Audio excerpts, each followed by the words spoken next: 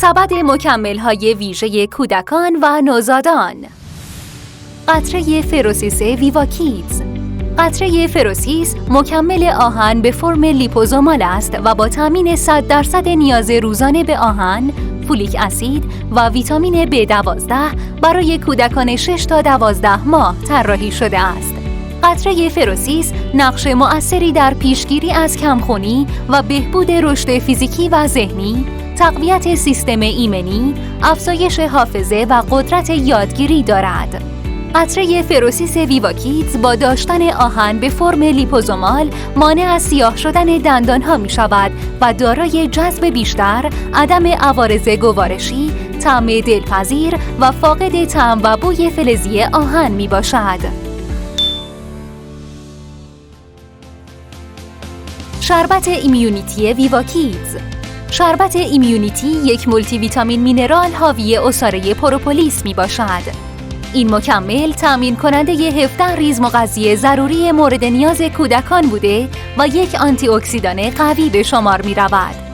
شربت ایمیونیتی ویواکیدز با طعم پرتقال، فاقد گلوتن و لاکتوز بوده و در تقویت سیستم ایمنی، تامین انرژی و تقویت رشد کودکان نقش مؤثری ایفا می کند.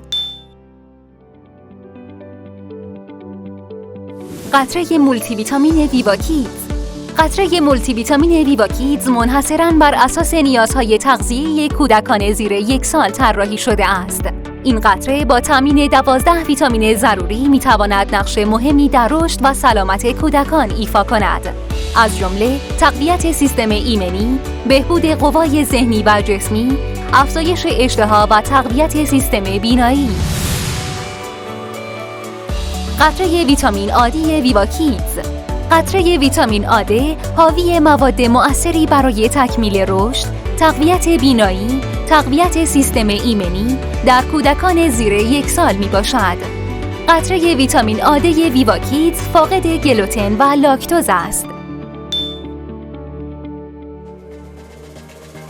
شربت مولتی ویتامین ویواکیدز.